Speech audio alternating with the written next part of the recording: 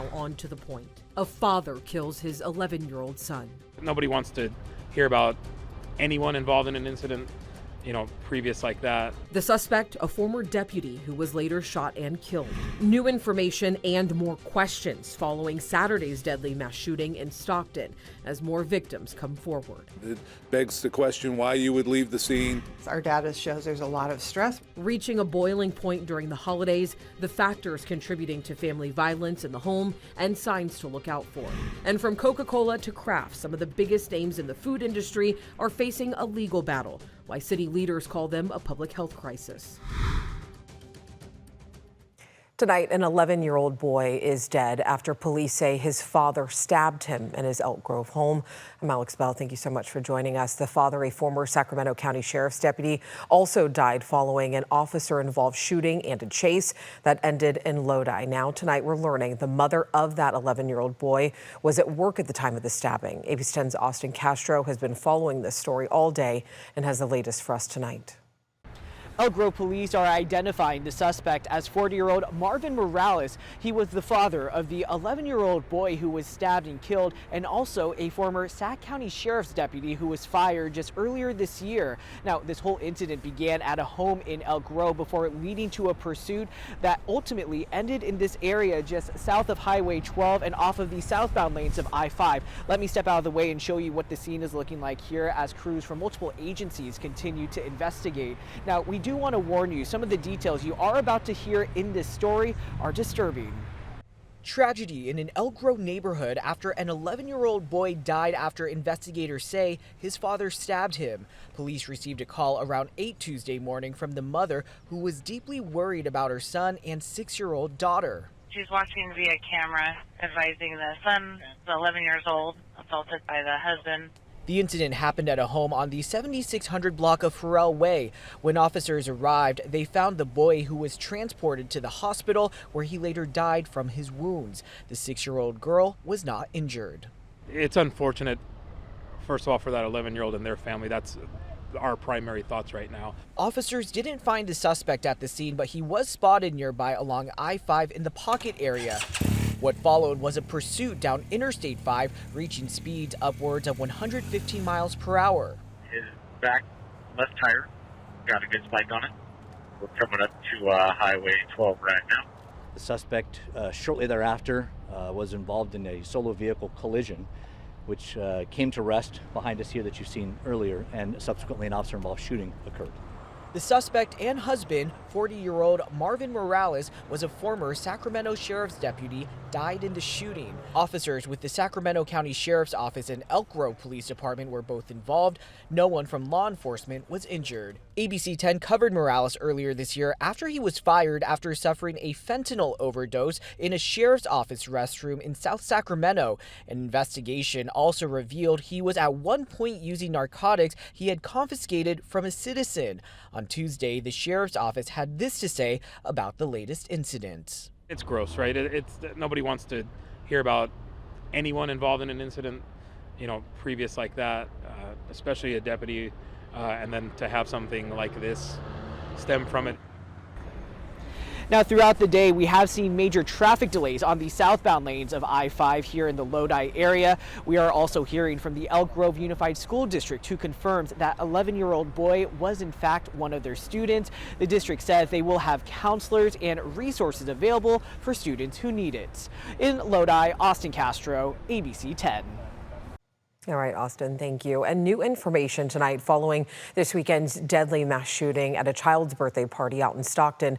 The San Joaquin County Sheriff's Office says 2 more people have come forward with injuries after being grazed by bullets, raising the number shot to 17. Now, 4 people, including 3 children, died in this shooting. And new tonight on To The Point, we are hearing from Stockton Mayor Christina Fugazi about Saturday's tragedy. She says what happened on Saturday, it impacts more than just those at the party. The community is completely shaken. It affects the larger community, their sports teams, their dance group, their classmates, their teachers. Our ties are very close. When tragedy strikes this city, people step up and they come together. The family of the 8-year-old girl who died in the shooting identified her as Maya Lupian. Aspire Public Schools also sent us this quote on behalf of her family. It says Maya was the most outgoing 8-year-old you'd ever meet. She was a 3rd grader at Aspire Apex Academy, where she excelled in her academics and extracurricular activities. She loved dance, sing, and draw. She was a purple belt in karate, and she loved to be active. Maya was the light in everyone's life, the sweetest soul. The total reward for information leading to an arrest is now up to $85,000. Of course, if you know anything, please contact local sheriff's office. Saturday night shooting in Stockton marks the country's 17th mass killing this year. That is the lowest number since 2006, according to a database maintained by the Associated Press and USA Today, along with Northwestern University. At least 81 people have died this year in U.S. mass killings, which are defined as cases where 4 or more people die within a 24-hour period. That does not include the killer. Now, the deadly Stockton shooting so far this year, 14 of 17 recorded mass killings have involved a firearm. Shooting victims make up 81% of the more than 3,200 mass killings since 2006. Last year ended with at least 165 deaths from at least 38 mass killings. And there is no exception to the violence here in the greater Sacramento region. The Sacramento Regional Family Justice Center says that it sees more stressed families during this time of year. I want to bring in ABC 10's Jeannie Nguyen, who is here to share with us the signs to help look for help and also resources that are available in our community. Alex, the Sacramento nonprofit aims to prevent tragedies, and they are speaking with us tonight following the events in Elk Grove, where police say a father killed his son. They are encouraging people to be supportive and offer help and resources. This is just a terrible incident that has occurred. A young life taken too soon Tuesday morning. A life of an 11-year-old was taken from the hands of his father. Is the worst thing that could possibly happen. And while investigators are still working this case, Joyce Ballou believes it's a reminder that this type of violence can impact anyone. It doesn't matter if you're a law enforcement, you're a healthcare provider, your neighbor next door. You know, we're not all immune to domestic violence. The Sacramento Regional Family Justice Center is a nonprofit that offers services and resources for victims of domestic violence, child abuse, and more. Ballou notes the holiday season can be a tense time for families. Around this time for us, our data shows there's a lot of stress. We're getting a lot of high cases coming in, and then January, it really just kind of goes higher. The Family Justice Center has a domestic violence high-risk team that assesses danger amongst families where abuse is present. Ballou says safety plans are then implemented, adding that victims and survivors can attempt to escape abuse multiple times before succeeding. The question should be is, what can I do for you? How can I get you and your children to safety? Let's get you connected to some support and resources, and let's see what we can do to hold this person accountable. Ultimately, Ballou emphasizes patience and support. It's time for us to come together for them and just pray for them and let them know that we're here for them. And when asked if the family in Elk Grove had any history with abuse or domestic violence, Elk Grove police did say that there was only one emergency call to that house before this incident, and it was because of a medical issue. Alex. All right, Jeannie, thank you for that very helpful information. Still ahead on To the Point, new questions tonight about a deadly U.S. airstrike in the Caribbean and why 2 survivors may have been killed in a second strike. And a big shift in how young Americans are building wealth. With less homes affordable, more 20-somethings are turning to the stock market, what it could mean for their financial future. And we're going to get some northerly winds developing tonight, continuing through tomorrow. That could bring us our warmest day in a couple of weeks. I've got the forecast after the break. But first, another headlines tonight. The man accused of shooting 2 National Guard members near the White House pleaded not guilty to first-degree murder and assault charges today. Ramanullah Lochinwall made his court appearance by video from a hospital bed. 20-year-old specialist Sarah Beckstrom was killed, and 24-year-old Staff Sergeant Andrew Wolf was hurt. Luigi Mangione was back in court today for a pretrial hearing. He's accused of shooting and killing United Healthcare CEO Brian Thompson last year. New details revealed include a 911 call from a McDonald's manager that led to Mangione's arrest. The pretrial hearing is expected to last several days. That sticker helped a lot. It's going to get worse. Yeah. And the grace period for EV drivers using carpool lanes is over. The California program ended in October, and now the CHP says they are done giving warnings. EV drivers who were in the HOV lane by themselves will be subject to a $500 fine. A blast of winter-like weather is hitting areas from the Midwest to the Northeast. At least 22 states are under weather alerts, while snow and ice are causing major travel issues. In Oklahoma, freezing rain and ice contributing to more than 350 crashes and at least 3 deaths. The weather is also impacting air travel with thousands of delays and cancellations. And on that note, let's get things over to meteorologist Brendan Minchef. We're seeing a chilly pattern here in Sacramento, right? Yeah, and across Northern California, it's just been quite chilly. Sunday, the coldest day of the year for many. Although for today, Stockton at 48 ties the coldest temperature, the coldest high temperature they've had all year. 46 down in Modesto is the coldest day of the year in Modesto. But 51 in Sacramento today, a little more mild than the San Joaquin Valley. Still 8 degrees cooler than normal for December 2nd in Sacramento, but 12 and 13 degrees below normal in Stockton and Modesto. So especially in the valley, we are just in this chilly pattern. It was actually above normal by 11 degrees though in Tahoe today. As we look at temperatures at the moment, we're in the mid 40s across the valley. 47 Sacramento, 46 in Stockton, 45 in Modesto. I can't see, that's my problem there on the camera. Can't see downtown, but again, in the 40s, and we're going to drop through the 40s as we go through the overnight. Little bit of fog returning possibly right around midnight tonight, but then I want you to look in the Sacramento Valley here. Look what's going to develop.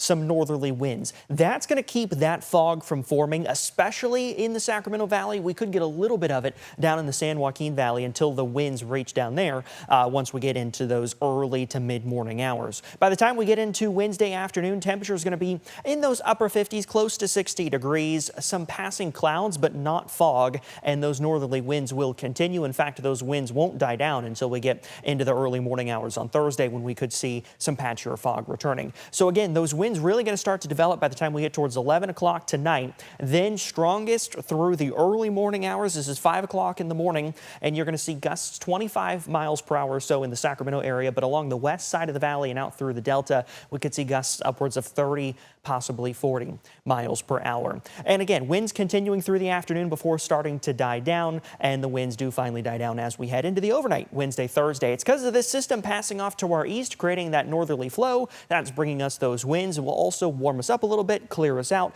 for tomorrow. In the foothills, temperature is going to be in those 50s, 40s in the high country, a little cooler tomorrow with that passing system. In the valley, tomorrow could be close to 60 degrees across parts of the valley, but then cooler in the wake of that passing system on Thursday, Alex. All right, Brendan, thank you.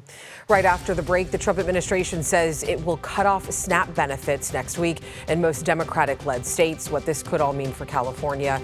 And some of the biggest names in food are facing a lawsuit accused of fueling a public health crisis, how it could impact America's food industry. New questions tonight about a lethal U.S. airstrike on suspected drug boats in the Caribbean. This follows the Washington Post report that 2 boat survivors were killed after a second U.S. airstrike. With support from President Donald Trump, Secretary of Defense Pete Hegseth pushed back against questions surrounding the September attack on a suspected drug-running boat off the coast of Venezuela. That thing was on fire.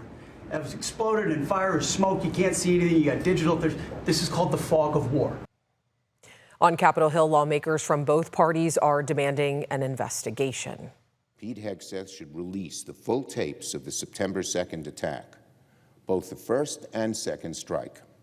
Not a clip, not some edited or redacted snippet. President Trump says he still has not learned all of the information about the September 2nd strike, but reaffirmed his support for the operations in the Caribbean.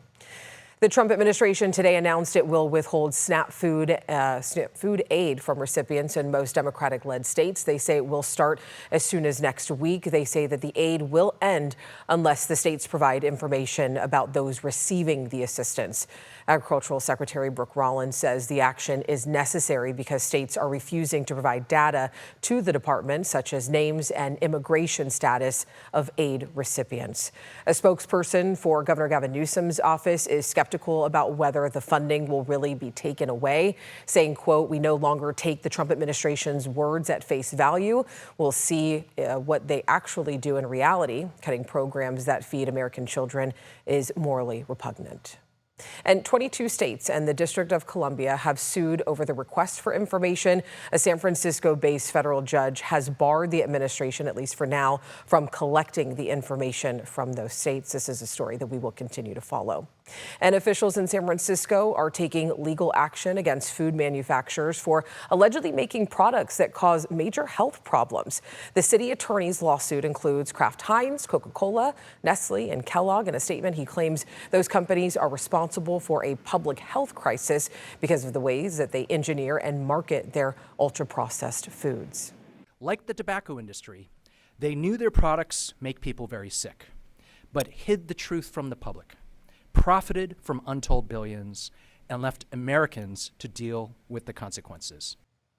City officials say a majority of the nation's food supply consists of ultra-processed items like candy, chips, cereals, and sodas. All right, let's jump into your price points right now. At the White House today, President Trump announced a new kind of investment for the future. Take a look at this. The new so-called Trump accounts are a key part of President Trump's signature tax and spending legislation that was passed just earlier this year. They start with a $1,000 deposit from the Treasury Department into accounts for children born January 1st of this year through 2028. When they turn 18, they can withdraw the money to put towards their education, a home, or a business. The White House says the funds must be invested in an index fund that tracks the stock market, and accounts for some other kids are getting a $1 billion boost. We all understand the incredible impact that a gift like this can have on the lives of young Americans. Yep, if you saw the last name there, those are the billionaires behind Dell Technologies. Michael and Susan Dell today made the biggest single private commitment made to U.S. children. The Dell donation will go into savings accounts for kids who live in zip codes with a median family income of $150,000 or less and who do not qualify for the $1,000 federal newborn accounts. Signups for the accounts are expected to open next summer. Housing market conditions like low affordability and high interest rates are shaping the way that many young Americans think about their finances. Reporter Ivan Rodriguez looks at why more young Americans are deciding to forego home ownership and instead invest in the stock market. For past generations of Americans, owning a home has helped to build wealth. Today, younger Americans are putting their eggs into a different basket, the stock market. For young investors, that they can continue to buy the dip. And we've seen that playing out with a 6-fold increase in the number of young people who are investing in stocks.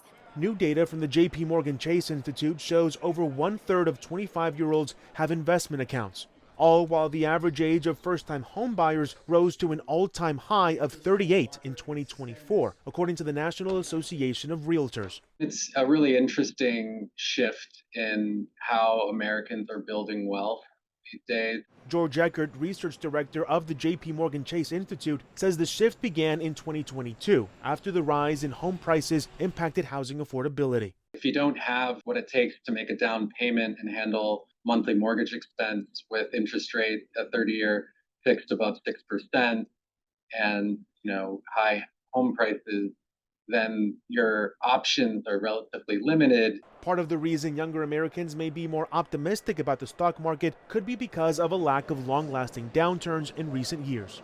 If you haven't seen a significant downturn, it might feel like, this is a kind of one-way directional game. In terms of what the future could hold for young Americans' financial decisions, Eckert says interest rates will be a significant factor as they may decline more than home prices.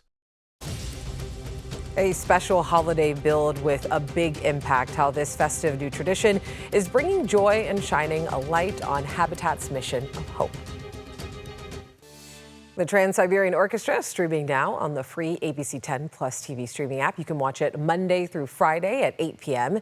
The ABC 10 Plus TV streaming app is completely free to download wherever you stream.